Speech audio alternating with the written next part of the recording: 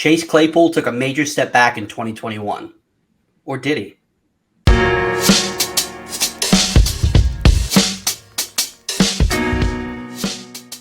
Welcome in, Front Yard family. Jay here with my good friend Justin Henry of the Fantasy Gawds. That's Gawds and FanDuel. And Justin, let's go ahead and get into it. What do you like about Chase Claypool for the upcoming season? Yeah, Chase Claypool, to me, his value right now is absurd. When you're looking at a wide receiver 4 or 5, you can get him outside of the top 100 in that 45 to 50 range when it comes to wide receivers. Chase Claypool is the type of receiver that you want to see. There's a lot of things to like about his situation. Third-year breakout right now. The Ben Roethlisberger and Deontay Johnson connection is now gone too. So when we think about 170-plus targets for Deontay Johnson right now last season, Chase Claypool is going to be absorbing some of those. We also saw Juju Smith-Schuster go to the Kansas City Chiefs. And so now Chase Claypool's like next man up when it comes to veteran presence on the team. I expect him to take that next step. And he's even been, during the offseason, taking a much larger role with this offense, with this team, with that receiver group.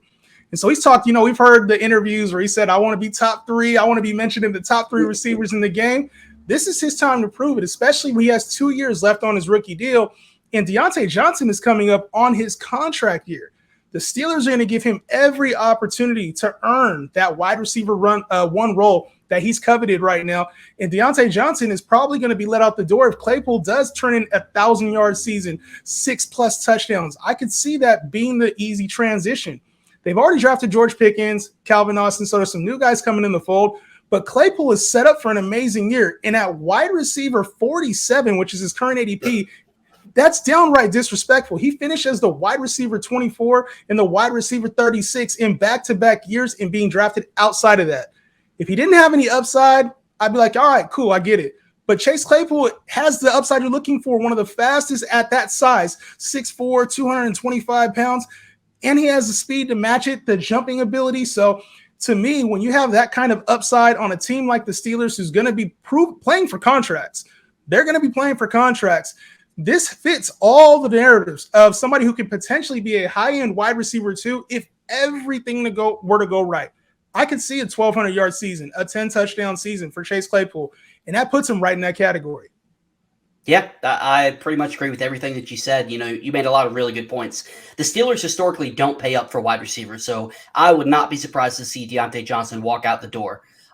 You said, you could see him getting 10 touchdowns. He's already had an 11-touchdown season in 2020. And everybody continues to say, he had such a major step back last season. Well, if you look at the numbers side by side, yes, touchdowns, there was a major step back. He had 11 touchdowns, 9 receiving, and 2 rushing touchdowns in 2020. Last year, he only had 2. But Big Ben also had a major step back. He had 33 passing touchdowns in 2020. He only had 22 last year. So we could tell the writing was on the wall with Big Ben. He was not anywhere close to what he has been over his career. He was a shell of himself. But not talking about touchdowns, it's scary how similar Chase Claypool's stat line is from 2020 to 2021. Last 2 seasons ago, he had 109 targets, 62 receptions, 873 receiving yards. Last season, he had 105 targets, 59 receptions, and 860 receiving yards. And that's in one less game. So he practically had the exact same stat line. Touchdowns are extremely hard to predict year over year, especially as bad as Ben Roethlisberger was. I expect that Chase Claypool to make that jump like we were talking about. And we'll get to the ADP when we get to the name game, but you are getting him below his floor. There is absolutely zero risk where you're taking Chase Claypool, and that's the type of players that you want to take that can take that leap. That's how you win, by drafting value. Before we go ahead and get to the name game, we do have to talk about some negatives. What are some things that concern you when it comes to Claypool next season? One of the reasons that Chase Claypool didn't see the necessary growth that we expected last season was due to immaturity. He actually got benched for a few games in the middle of the season, and he kind of had to go through some things, man. We saw that there was a lot of things in the media, a lot of personal things he was going through, and it affected his play on the field. So couple that also with his growth as a receiver. We talked about 30-year breakout. Sometimes those sophomore receivers have to go through a little bit of transition where they're going through different routes that they have to run. They're dealing with different coverages that they haven't seen or have difficulty with. We saw last year, Chase Claypool didn't have that same yards after the catch that we saw that rookie year when he was even running the ball for long distances. We didn't really see a lot of those plays last year from Chase Claypool. So I'd like to see his growth, getting a lot more of those contested catches, winning a lot more routes. Also, a lot more yards after the catch with that size and frame. That's something we'd like to see out of Chase Claypool. So if he takes those steps, I think we see the growth that we're talking about. But if he doesn't take those steps, or if he still deals with a little bit of immaturity during the season, this could be a losing type of season for the Steelers, depending on who's at QB in their situation. If we see those immaturity things, that's going to factor in and probably would justify his range going in that wide receiver 45 to 50 range. Yeah, and I'm glad you brought up the quarterback situation, because while we expect Trubisky or Pickett to be better than Roethlisberger was last season, we don't know if that's going to be the case. We hope so. We expect it, but it's definitely within the realm of possibility that the quarterback situation is worse. Ben Roethlisberger is a Hall of Fame caliber quarterback, so we're hoping. We'll see what happens. Also, he's yet to eclipse 1,000 receiving yards. He's been pretty touchdown dependent for that, that big year in 2020. He's yet to finish the season on a points per game basis as a wide receiver too. He's been in the mid-30s both of those two seasons. Now, if he would have had a few more touchdowns last year, that could have been a completely different story, but the potential's there. We just hope he hits it. Yeah, that's definitely the thing with him is, Chase Claypool has all the potential. He has the size. Now he has the situation. He's stepping into the role. He's got the 30-year breakout. All the stars are aligned for Chase Claypool. But if he doesn't tap into that potential, it's useless. We've seen this with a lot of talented receivers, a lot of talented players in the NFL that never realize their full potential. So just because you have second-round draft capital, just because you have the size, just because you run a really fast 40 for your size, doesn't mean that everything comes along. You still got to put in the hard work and have the maturity to take the next step. I'm betting that he does, and so that's why I'm really excited about him this season. Yeah, I'm with it. And he also has one of the best nicknames in the NFL with Maple. I love it, man. You can't beat that. But, they did, and if he doesn't realize that potential, the Steelers historically do a really good job of drafting wide receivers. They drafted 2 more this season, like we talked about earlier, with George Pickens and Calvin Austin. Najee Harris is a capable pass-catching back. Pat Freiermuth turned it on towards the end of last season. So if he doesn't step into that role, there's plenty of other options to step into that role. That's true. And the one thing we talked about, Ben, is that, he didn't throw for a lot of yards his last 2 years. And so when you look at the Steelers numbers, that's kind of what they're going to be this year. Ben threw in that 3,500 to 4,000 range. Whether it's Trubisky or Pickett, that's probably going to be the allotted yards as well. So it may not even be as many touchdowns. Ben Roethlisberger had 22 touchdowns last year and 33 the year before. So if Mitch Trubisky or Kenny Pickett can't have that type of year, we will see a little bit of regression from those guys, and it's going to be spread out because the Steelers are trying to find lock solutions, whether it's Deontay Johnson, Calvin Austin, like you mentioned, George Pickens, Freiermuth, Najee Harris. Somebody has to take over this offense and be a player that steps up. And so Claypool has every opportunity. Will he take advantage of it? Absolutely. Well, let's go ahead and get into the name game. And basically what this is going to be is I looked up Claypool's ADP, according to 4for4 right now, is wide receiver 43 off the board. He's going anywhere in the early 40s to, like you said, even wide receiver 50 in some places. Yeah. But I've got a list of 5 guys that are going around that same area. And basically, if you're on the clock, who are you taking between the 2 players? Justin, Brandon Aiyuk or Chase Claypool? I'm taking Chase Claypool all day. Yeah, there's no question. Chase Claypool for me easily. Next one up, Russell Gage or Chase Claypool? Now, everybody's darling Russell Gage. To me, I don't see the same upside everybody else does, especially if Chris Godwin's coming back early like they're talking about. That's what it sounds Claypool like. All day over Russell Gage. Yeah. Even if Godwin was going to miss, 6-ish games, something like that, there's definitely a timestamp on when his value is going to expire. Now, will he still have some, flex appeal, something like that? Yeah, absolutely. But Chase Claypool could easily be the second option in this offense. Russell Gage is being drafted at his ceiling. Claypool's being drafted at his floor. Give me the guy at the floor. What's crazy is that Chase Claypool has never had a wide receiver 4 season, and Russell Gage has never had a wide receiver 3 or wide receiver 2 season. So how did they get flip-flopped? I'll never know. The Brady And effect. people get caught up in the hype, and that's the problem is when people start drafting players at their ceiling. When you're taking on all that risk. That's what's happened with Russell Gage right now. You win fantasy championships by drafting the value. Absolutely. Next up, one of my favorites of the past couple seasons, Bobby Trees, another fantastic nickname, Robert Woods or Claypool. In this range, it's tough because you really do want to draft for upside. And what I see with Robert Woods is a guy coming off an injury. I see another rookie that was just drafted, high draft capital to replace somebody that was a big part of the offense, and Treylon Burke. And then obviously we're talking about A.J. Brown getting traded. So to me, when I look at the situation, I don't see the same upside for Robert Woods. I see a nice floor, though. He seems like a wide receiver 3-4.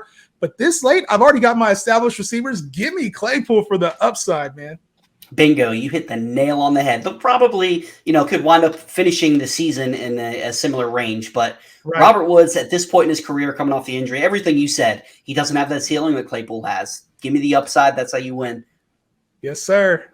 Next one up, and this one's a little tougher for me. Allen Lazard or Chase Claypool.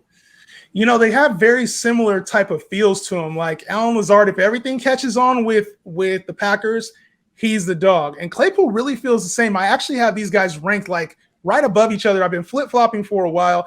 I probably would go with the more sure talent in Chase Claypool, but the situation is probably a little bit better for Allen Lazard. I'd take Claypool, but it would not shock me if Allen Lazard finished the season doing better than Claypool. I think Allen Lazard's floor is a little bit higher than Claypool's. I think Claypool's ceiling is a little bit higher than Allen Lazard's. You hit the nail on the head, man. This one's really, really tough. It's honestly a coin toss for me. Lazard is probably a little safer, especially in redraft leagues. Dynasty, there's no question I want Claypool. This is really a situation of, is Allen Lazard going to be the guy that becomes Aaron Rodgers wide receiver 1? There's been some concerns with Christian Watson. Aaron Rodgers doesn't traditionally go to rookie wide receivers. They got to earn their trust. But you know what? Has Allen Lazard really earned the trust of Aaron Rodgers? He hasn't been that guy. Everybody's always wanted him to become that wide receiver 2 on the Packers. Yeah. He really hasn't yet. So I think people are more excited about him being the last man standing versus the talent of Lazard. And that's kind of what scares me. You can ask me this in an hour and I might flip-flop. But I think I'm going to go Claypool too, just because I believe the upside is there. And Lazard scares me. I feel like he's a trap. Yeah, it's he's the number one option right now for Green Bay. And so until something shows otherwise that he's not reliable, that a Christian Watson steps up or a Sammy Watkins maybe takes a bigger role outside of week 1 than we expect. I was about to say that. It's one of those situations where if Allen Lazard does hit, that's a mega superstar that you have as well. So I think that you're talking about very similar type of profiles, big body receiver. If everything locks in and they get 100 catches or 100 plus targets, we're talking about big seasons from both of them. So to me, I think they're very similar. I probably would bank on Claypool, just 30-year breakout type of situation, and Allen Lazard just a couple extra question marks for me. Yep, but both of these players, this isn't me saying that I don't like Allen Lazard. I will gladly take Allen Lazard in this range. Yes. These are the type of players you want to draft in this range, the guys who, like you said, the stars seem to be aligning to be able to take that leap, Absolutely. Jump up a tier, jump up 2 tiers, and really return some value. Last one we're going to go with is Christian Kirk or Chase Claypool. And, Christian Kirk is going to be very underrated this year. Trevor Lawrence, I expect him to take a major leap this year. I do like Christian Kirk, but I'm going to go with the more established Claypool, man. I'm really high on Claypool this year, and I don't know if that's the wrong way of thinking, but I really do see like a true breakout for him, and especially going in the range that he's going. Christian Kirk, you do have to take him a few picks higher. And so if you are floating the idea of getting Christian Kirk, there's a strong possibility you can get both with the way that the draft unwraps. And a lot of people are scared of Claypool higher on Christian Kirk because he's the number 1 receiver. So the range of outcomes is very similar to me. I could see Christian Kirk having anywhere from 800 yards and 5 touchdowns to 1,200 yards and 8 touchdowns. That wouldn't surprise me either. So that's kind of the same value that I have with Claypool. They're very similar to me. Allen Lazard, you throwing some tough ones, man, but I'm going to go Claypool. That's what we got to do, man, and I'm with it. This one's really tough. I do like Christian Kirk a lot. I think he's very talented, but it just kind of, I don't know, it scares me. Jacksonville, I'm with you. I do think Trevor Lawrence is going to take a step forward. All 3 of the rookie quarterbacks last season. Trevor Lawrence, Justin Fields, Zach Wilson are really put in a bad situation for various reasons. Yeah. I'm not convinced that Christian Kirk can be a wide receiver 1. I really feel like he would be a better 1A versus, being the guy. We'll see what happens. I do think he's talented. I think he can have a good season. Another guy that I'm targeting in this range, but give me Chase Claypool, the guy who has scored 11 touchdowns in a season, who was right there. He doesn't have to be the guy. The defensive attention is going to go to Deontay Johnson. While I do think Trevor Lawrence is going to make that take that next step, we don't know if it's going to happen. Again, they've got a capable pass catcher with Travis Etienne. I'm actually this isn't because I'm a Giants fan. I kind of like Evan Ingram as the number 1 pass catcher in this offense. So as a sleeper, there's an extra little tidbit in there that you're, you didn't pay for cost of admission for this video. But this is another one that's really close, and I lean Claypool. I trust the situation more. When I look at the upside factor, like Christian Kirk dealing with Evan Ingram, dealing with Marvin Jones, Travis Etienne, and Trevor Lawrence kind of being the quarterback. Obviously, the situation isn't great for the Steelers as well, but it seems like Trevor Lawrence is the type to spread it out a little bit more. I think if Trubisky locks in and Claypool just becomes that dude, he has the upside that you want to see. And Christian Kirk, to me, is just, if we see 1,200 yards, that's like max for him. Now, if Claypool hits 1,200 yards is just a good season for him. There could be even higher range of outcomes for Chase Claypool. So I think I'm just looking at so much upside when it comes to this pick. I understand that there's a floor, but I'm looking at the upside when it comes to Claypool, because if everything hits, he's a game changer for your team. Yep, he's the perfect post-type sleeper, in my opinion. This time last year, he was being drafted. I need to look up his ADP. I'll do that another time, but his ADP had to be sky high compared to where it is right now. I mean, top 25 receiver easily last year. Yeah, and that's the problem, is when you draft somebody at their ceiling, if they don't perform, you're buying all the risk right now with Chase Claypool, where he's going. There's zero risk if he does fall flat on his face. If everything does implode in Pittsburgh, you can drop him. You didn't lose anything by drafting him as wide receiver 43, even in the 30s. I'm taking him all day at that value. Yeah, good point. Because you mentioned one receiver you mentioned was Brandon Aiyuk, and I think he goes a few rounds ahead as well. But you have to invest a little bit more draft capital in Brandon Aiyuk than you do in an Allen Lazard or a Chase Claypool. So I like even just getting value at some of these fades aren't necessarily the player. Some of it's just necessarily the value that you're getting. And Chase Claypool is just such a tremendous value as your wide receiver 4 or 5. I don't think you can pass it up. That's going to be it for the Chase Claypool Fantasy Outlook. Tell them where they can find you, Justin. Yeah, you can find me on TikTok, Twitter, any social media platform, Justin Henry with the 3 instead of the E, or you can find me with the Fantasy Gawds. That's GAWDS. They put out great content. Make sure you give them a follow. Make sure you like this video and subscribe to Front Yard Fantasy on YouTube. We're going to have a bunch more of these Fantasy Outlook videos.